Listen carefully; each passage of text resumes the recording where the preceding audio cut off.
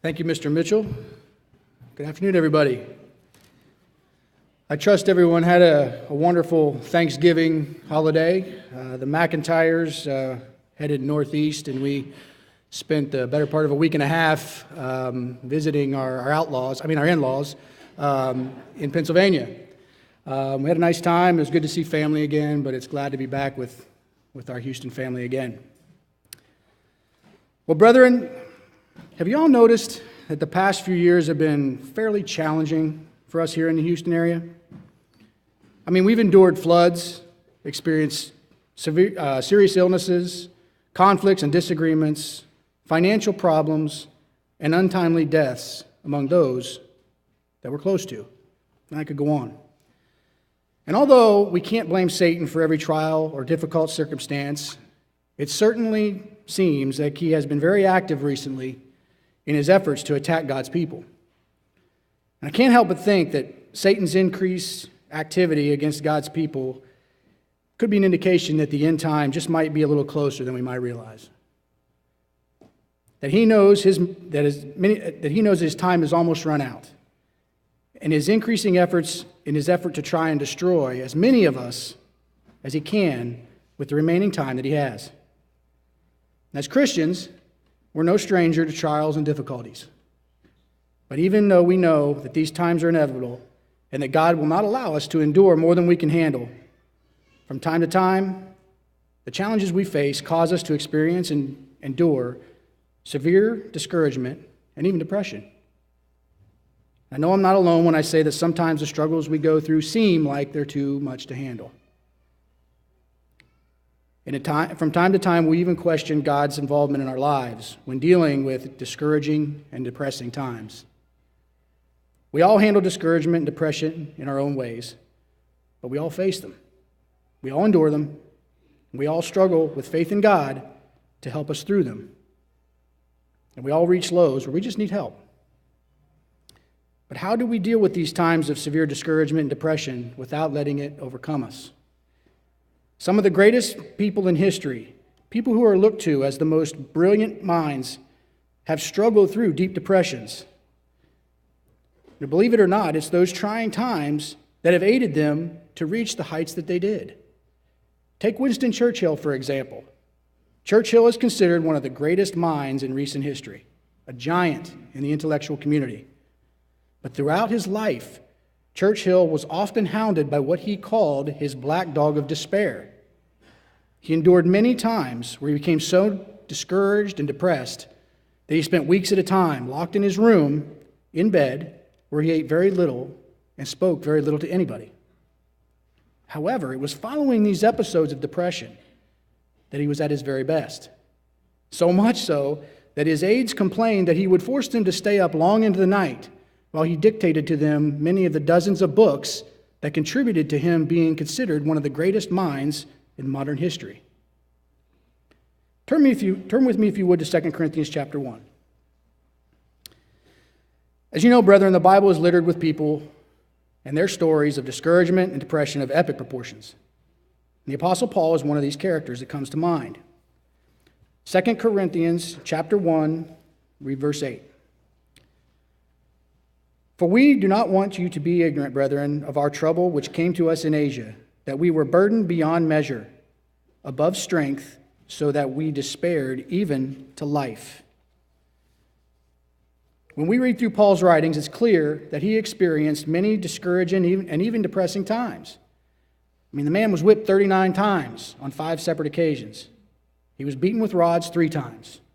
He was shipwrecked 3 times and spent at least a day treading water. He talked about being cold, hungry, naked, and robbed. And he was stoned once and left for dead. It's easy to see how Paul could have experienced severe discouragement and depression by any one of these circumstances. Yet, towards the end of his life, in his last letter to Timothy, he said, quote, I have fought the good fight. I have finished the race. And I have kept the faith. Finally, there is laid up for me the crown of righteousness, which the Lord, the righteous judge, will give to me on that day. End quote. 1 Kings chapter 18.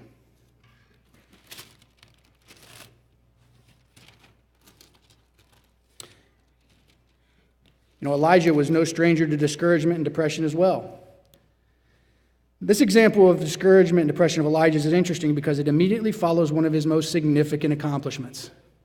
Here we find Israel in the middle of a great drought and enduring King Ahab, their worst king ever, and Israel having once again turned from God and fallen into Baal worship.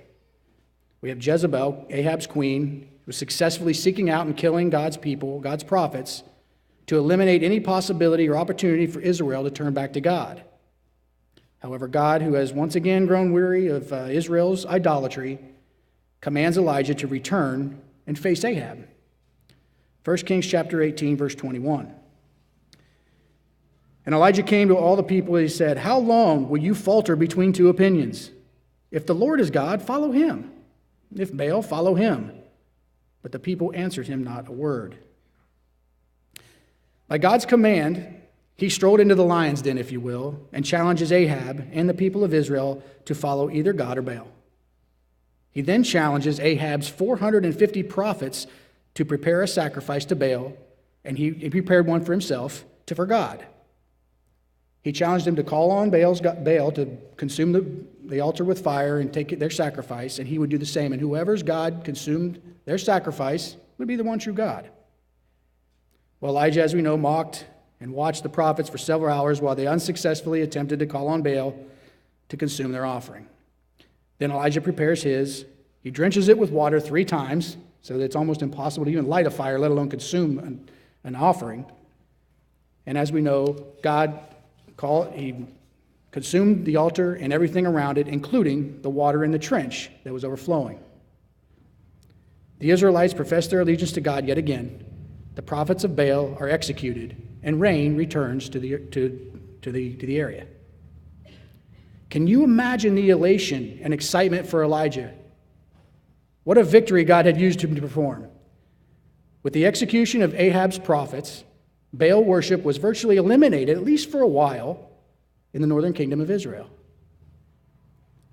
It was a huge victory. Elijah must have felt extremely happy and fulfilled that he had honored God in such a magnanimous way. But it all changed in an instant. 1 Kings 19.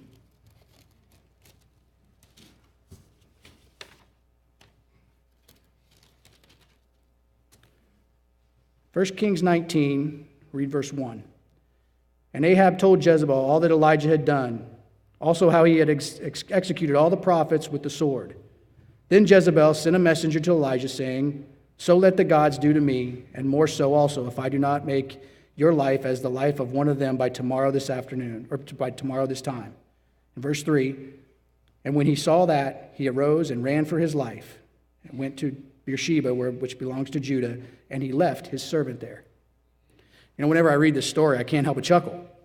Here we have Elijah, just successfully took on the worst king Israel ever had, and the 450 false prophets of Baal, and within 24 hours, he's running from a single woman. I just find it funny for some reason. And it is a funny comparison, but it does show you how our perspective on certain situations can alter our thinking, or even our faith in God, to help us through trying situations. Yet, even though Elijah finds himself at one of the lowest points in his life, we all know that he goes on to do great things. Brethren, we too have been called to greatness, to achieve greatness.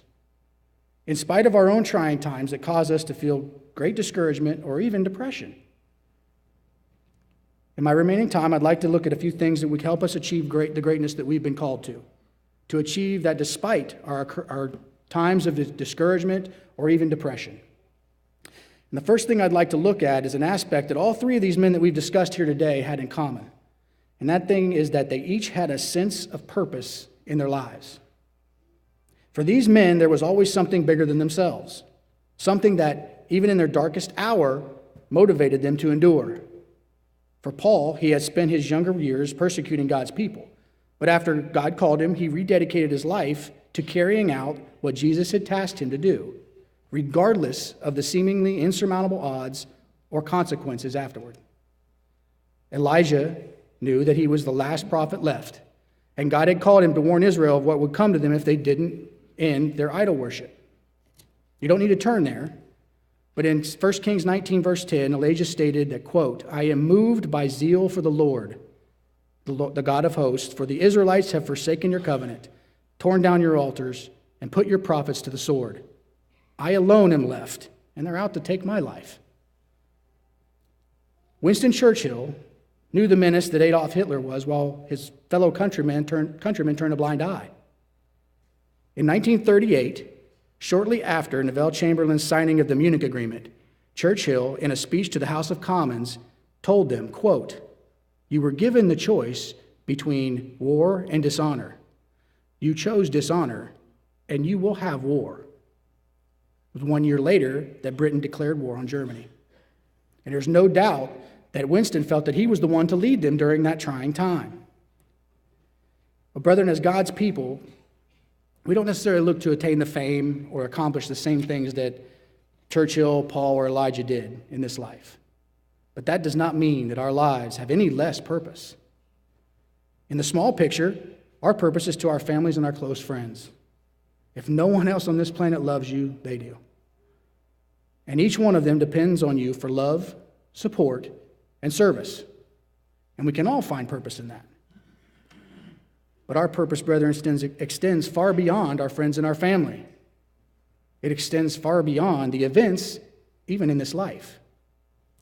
Churchill's contribution to society was for a specific purpose to help fill God's plan according to his time frame. For God's purpose for us, brethren, is eternal.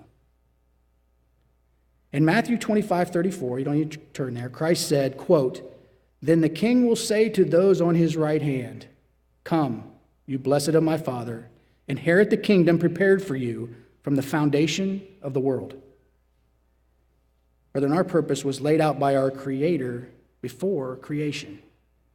And if you stop and consider the insignificant speck that each one of us are, compared to the history of mankind, and then compare that to the job and the amazing responsibility that God is preparing us for, how can you not find purpose in that? From the billions of people that he could have chosen, he handpicked each and every one of us sitting here in this room today to become pillars in his kingdom, to be his priests, his hand-selected firstfruits. What an awesome purpose we can cling to. Second thing, brethren, that we can do to help us through our discouraging and depressing times and help us to achieve the greatness that we've been called to is we have to draw closer to one another.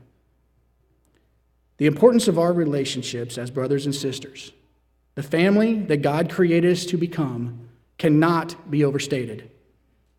Drawing closer to one another as true family members offers each of us additional purpose in life, and it's vitally important to our ability to endure discouraging and pressing times. Turn with me, if you would, to 2 Kings 2.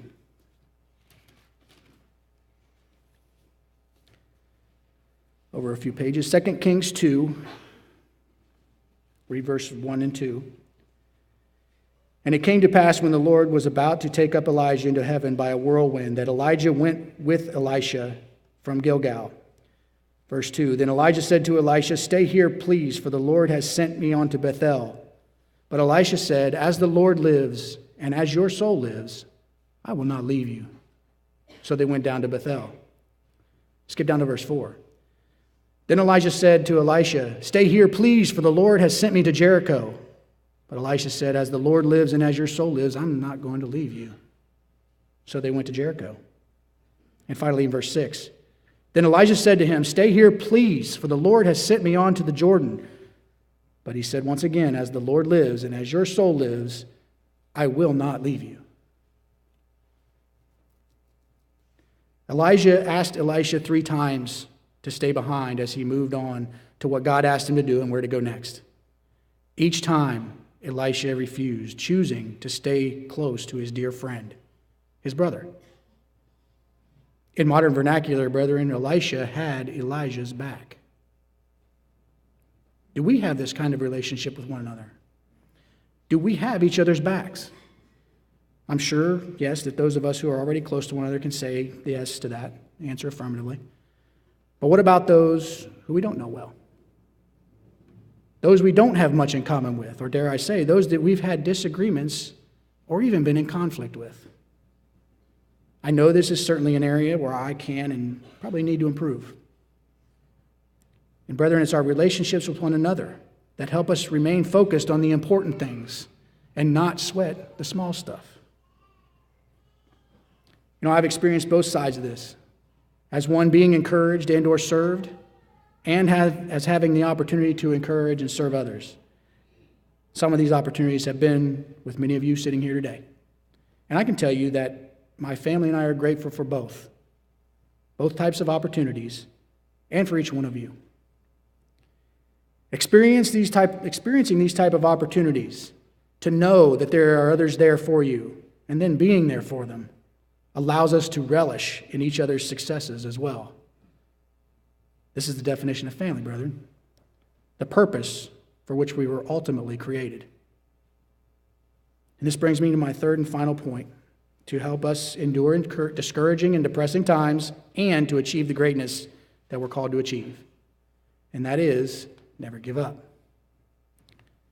I'm sure I'm not alone when I say that whenever I feel discouraged or depressed about a trial or a circumstance in life, I like to reread Job.